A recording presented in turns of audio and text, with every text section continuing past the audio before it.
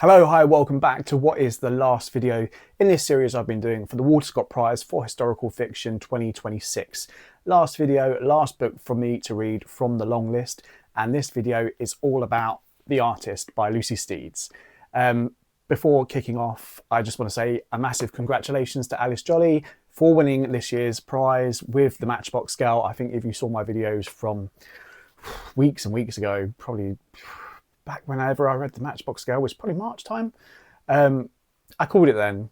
I'm not bragging, but yeah, I did call it. There was something about the reading experience that was just mesmerising. The story as well, absolutely brilliant. An important story to tell as well. And you can tell so much work and effort went in, not just to the story, but to the writing as well. And a massive congratulations to all the long list. I've really enjoyed reading along with this year's prize. I've enjoyed all the books. There's not been one that I haven't enjoyed. There's been obviously a couple that maybe I didn't enjoy as much, but on the whole, I've really enjoyed all of them. And that's why I love reading along with the prize. I'm introduced to books that I may not otherwise have read. And yeah, it's been a great year. So yeah, I'm a bit sad that it's come to an end. Anyway, this video, The Artist, my last book to read from the long list. What did I think? So to kick off my review about The Artist, I just want to read you a small piece from near the beginning of the book. And although it's talking about art, this is exactly how I feel about literature. So we have: the greatest lesson his mother taught him was not to worry about understanding art. Just let it wash over you, she used to say. Don't worry about what it means. Just look and take whatever you need from it. And it's really how I feel about literature. You know, when I started BookTube, I was so up on, wanting to understand or from, the author's point of view or from the wider point of view. But actually, since I've settled in and stopped thinking like that, more comes to me from reading. So I understand the themes more and context, and the reasoning behind the stories. I understand it more since I just took a step back and let myself enjoy it and let my brain think freely rather than forcing it to try and think, what's the theme here? What is this about? What is the purpose of this book? So I really love that and resonated with that.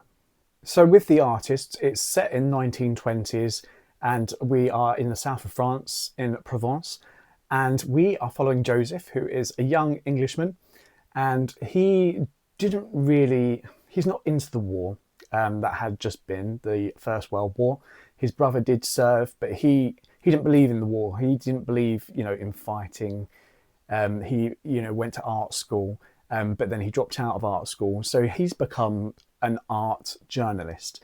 And he's been sending letters to this artist in the south of France, Eduoard Tartuffe. I think it's Eduoard Tartuffe, a completely fictional artist for the purpose of the story.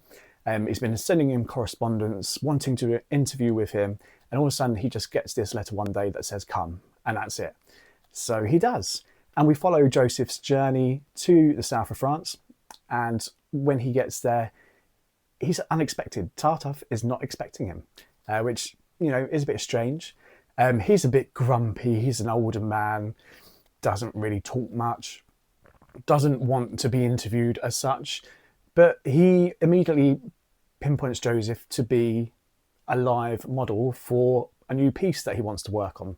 So Joseph sits for him day after day, and starts to see into his creative madness. Also living on this little farmhouse in the middle of nowhere is Tartuffe's niece, Ettie. She's very quiet. She moves through the shadows. We're wondering why she does that. What's made her become like that? Why is she keeping herself hidden? And yeah, I think for me, there's some really beautiful writing in here. I think you can tell that the author is obviously very well versed in academic literature. I've obviously probably studied academic literature. Very gushing prose that's descriptive, lovely in that respect. For me, maybe benches on the literary too much slightly for my own personal taste. Not too much in general, but for my own personal taste. That didn't stop me enjoying this one though, to be fair. It just on the boundary of the literary for me, especially coinciding with the fact that a lot of the books that I've read so far from the Walter Scott Prize the themes become quite evident early on. But with this, I wasn't picking up any themes to start with. I did as it went on, but to start with, I wasn't picking up any themes. So it just felt like I was reading a story that was, its main purpose was to be a literary piece of work. However, the story did progress, and we start seeing themes of loss, not just loss of loved ones, but loss of what could have been, the lives we could have had, before, but also the lives we could lead as well. So as I said, the elegant prose vividly describes the scene. We almost feel like we're in Provence. And I like the chapters, they're quite short and sharp as well. We flip between Joseph and Ettie in the third person narrative, following each of their stories as we progress towards the end. And actually, yeah, when I'm thinking about it, I quite like the story in the end. I did think at the beginning, you know, I was wondering where the story was going to go, what was its purpose, but on the whole, I did enjoy it. So sitting as a life model, Joseph learns to see into Tartuffe's artistic mind, but his attention soon focuses to Ettie, even though she's usually hiding, keeping out of sight. And we see that there is a web of secrets to be unpicked, not just about Ettie, but her childhood, her mother, Tartuffe himself, or Tata as he's affectionately known as. You know, he was quite a successful artist in Paris, and all of a sudden he moved to this little farmhouse in the middle of nowhere. No one knows why. It's mentioned he had a fight with the artist Cézanne. No one knows why. Is it a myth, a fairy tale, or did something actually happen? And as we work through the story, we do unpick these sort of secrets to reveal the fuller picture. Along with the theme of loss, we've also got a deep-rooted misogyny that comes to play, that affects Ettie, that seemed to probably have affected her mother. But then we are left wondering as we get closer to the end, is this a real misogyny that she's facing? Or is it just Tata's, you know, need to have Ettie nearby, the love that he maybe had for Ettie's mother, his sister, and the pain that caused him.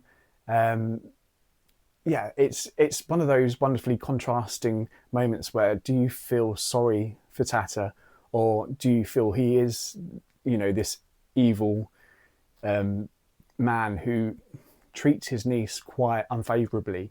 Even now I'm still left wondering, you know, do I feel sorry for him, or, you know, was he a bit of an ass? You know, it's wonderful to be left with questions like that at the end, making you think still back to what you've just read.